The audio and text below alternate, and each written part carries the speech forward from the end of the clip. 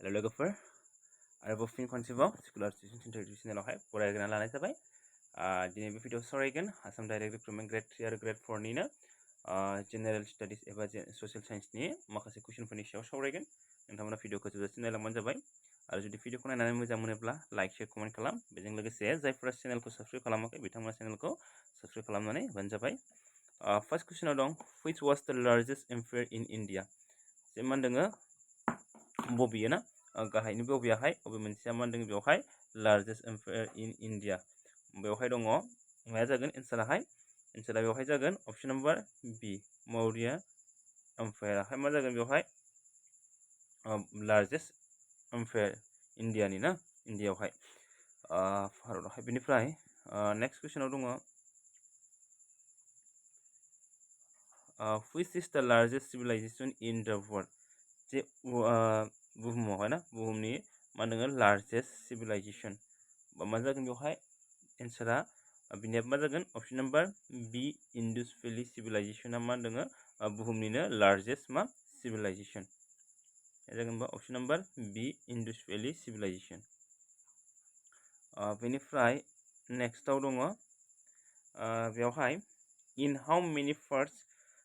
द history of India is divided ना मा होनदों बेवहाय बेसेबां बाहागोआवहाय भारतनि जारिमिनखौहाय बोखावदों बा बाहागो रानदों मोनबेसेयावहाय मोनथामावहाय मा खालामदों भारतनि जारिमिनखौहाय बाहागो खालामदों मा जागोन अपसन नम्बर ए 3 आवहाय ना बेनि उनाव दङ next कुइसनावहाय what was the major economic source of the Indus Valley Civilization जे मा होनदों Indus Valley Civilization नि जेनाखि मेजर इकोनॉमिक सोर्स बे मेजर इकोनॉमिक सोर्सआहाय बबेयावहाय ना बा मानिफ्राय मोनोमोन बिसोरहाय सोर्सखौहाय इकोनॉमिक सोर्सखौ बांसिनैहाय बबेनिफ्राय बानायोमोन बिसोरहाय होमबा एन्सारा जागोन अपसन नम्बर बी एग्रिकालचार अपसन नम्बर बी एग्रिकालचार आबादनिफ्राय बिसोरहाय दिहुनोमोन आरो बिसोरहाय इकोनॉमिक सोर्सखौ मानिफ्राय मोननो हायोमोन एग्रिकालचारनिफ्राय बिनि उनाव दङ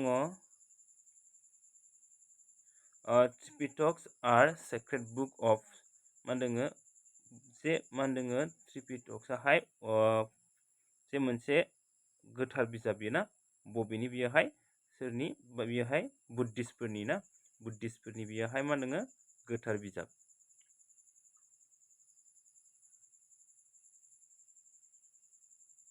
नेक्स्ट कुइसनाव दङ which of the following was the capital of Chola dynasty जे मा होनदों गाहायनि बबेयाहाय चला साम्रायजोनि बा चला डायनास्टिनि केपिटेल एबा राजथावनि होमबा एन्सारा मा जागोन अपसन नम्बर सी तान्जावुराहाय मा जागोन बियो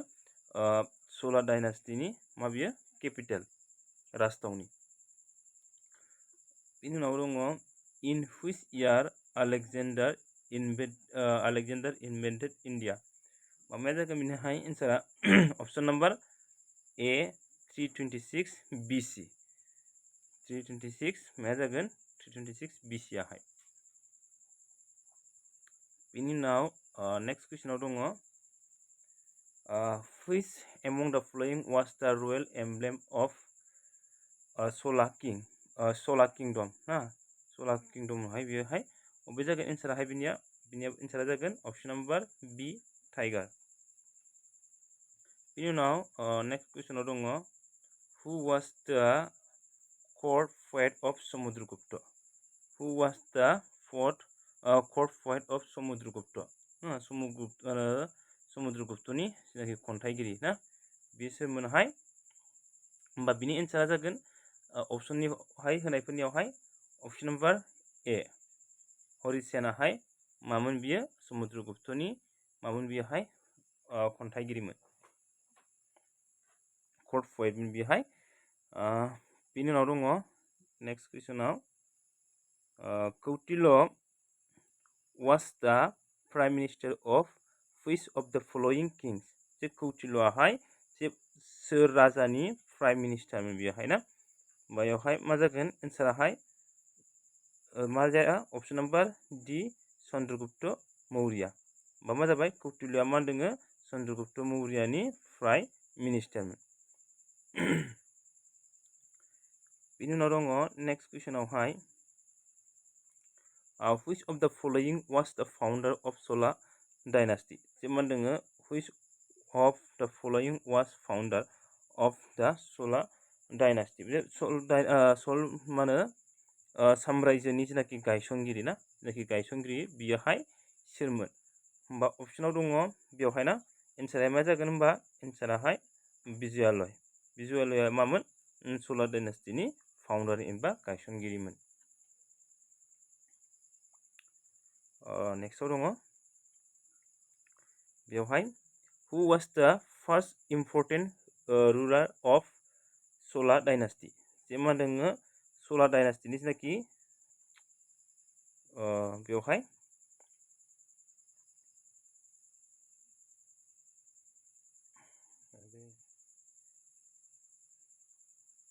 first important ruler of मा होनदों Chola dynasty होमबा एन्सारा जागोन बेवहाय माया जागोन अपसनाव दङ बिजवालय राजा चला बिनिफ्राय राजेन्द्र चला बिनिफ्राय राजाधिराज चला माया जागोन बेवहाय अपसनावहाय जेनाखि होनाय दं बिसोरनि गेजेरावहाय मा जागोन राजा चलायाहाय मा होनदों राजा चलाहाय Chola dynasty नि मामोन बियो फार्स्ट इम्पोर्टेन्ट रुलारमोन बियोहाय नेक्स्टआव दङ the non corporation movement started in जे non corporation movement आहाय बेसेबां मायथाइयाव जागायदोंमोन बियो ना माया जागोन बेवहाय अपसनाव जेनाखि नुनाय बे अपसनफोरनि गेजेराव माया जागोन